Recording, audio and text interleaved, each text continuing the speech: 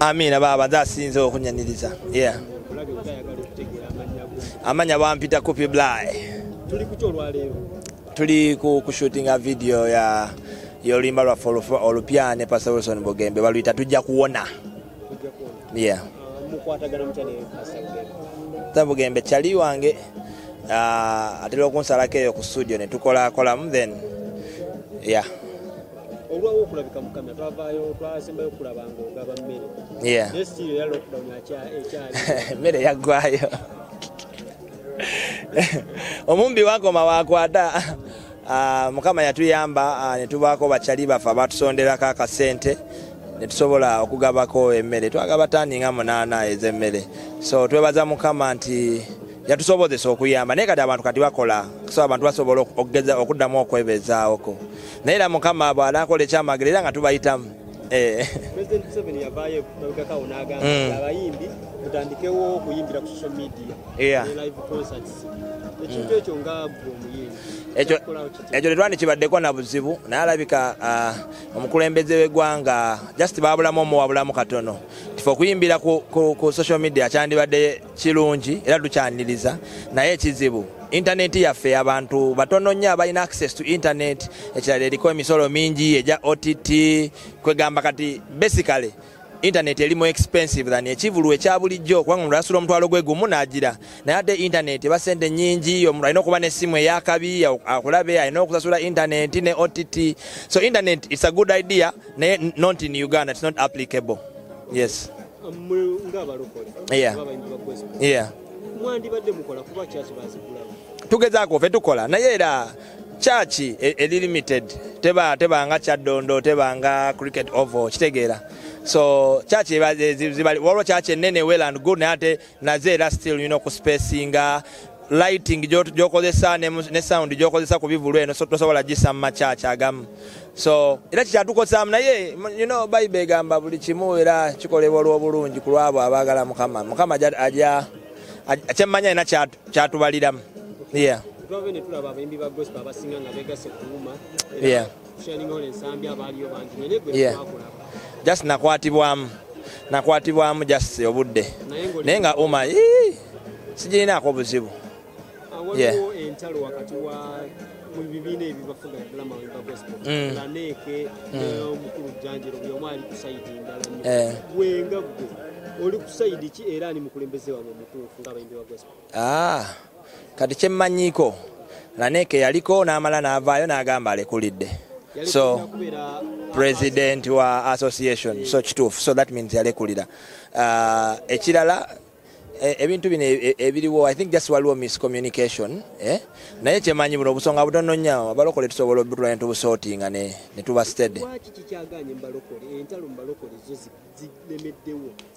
Si ntalo nnyo azinsa abantu bazijubisa nnyo olumu naye just nti olaba mu law abalokole the association tetwazisangamu nnyo maanyi okitegeera because to be frank zibadde tezitugasa nnyo era we believe tezijja tukosa nnyo so kyobola nkugamba nti when we see that there is a need like now we know there is a need Mukama atuyambe I believe we can come together and pull it off. Olude mu gospel abantu abasinga okwatagana naye lwaki tokwataganya abaliko ab'omukwano ne Dickson ne Laneke ne baddamu kwatagana balabika nno bakyali kati okusinga ne bw'obamanyi baali bakyali just nga omanyira abantu abakulu bonna bafunamu misunderstanding I believe bali bantu bakulu I believe they are at a more understanding level kati be respecting abulungi na buli kimu ate nekirala bino byonna just time ebyakabiwe bibaawo temubimanya naye mumanya nnyo ebibi so I believe they are okay now. I believe they are okay. Yeah.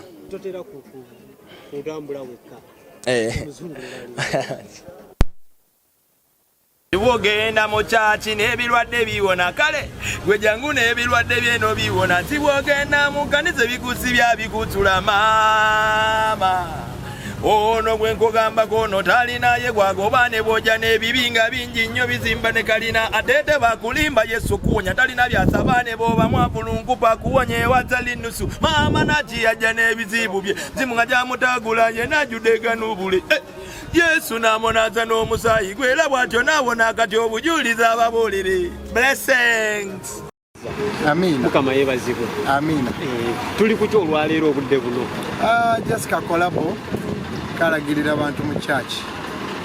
Kange ne Copy Fly, one of the best gospel artists Copy. Ani writer. Fena. Fena. Chezukira I created akakagoma.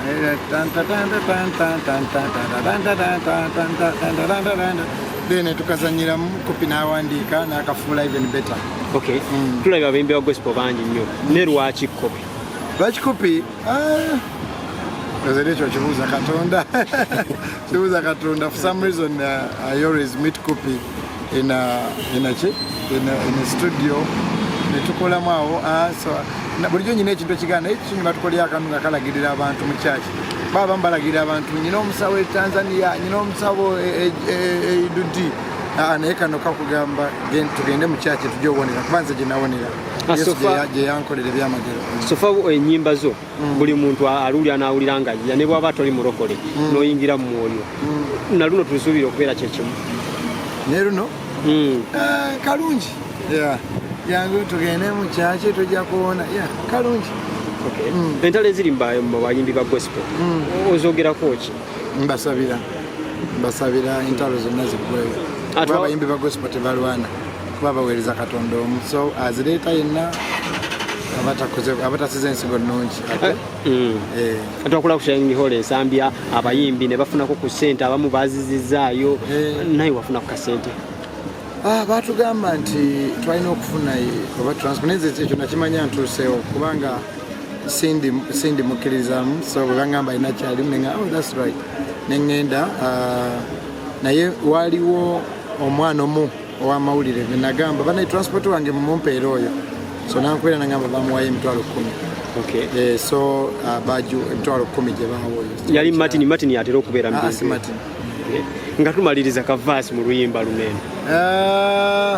Mwana gwe naki basamize banalya embuzi zo mmeka naki, mwana gwe naki lwaki leero togezaako mu kyaki.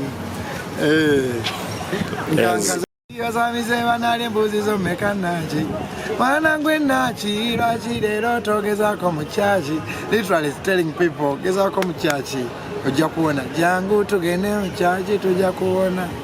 Tugende mu kyaki tujja kuwona, saba tugende mu kyaki tujja kuwona, awa tugende mu kyaki tujja kuwona. Otusubire ne clubs endala n'abayimbi abatali ba gospel. Pole kama nga Imbezi. Asante.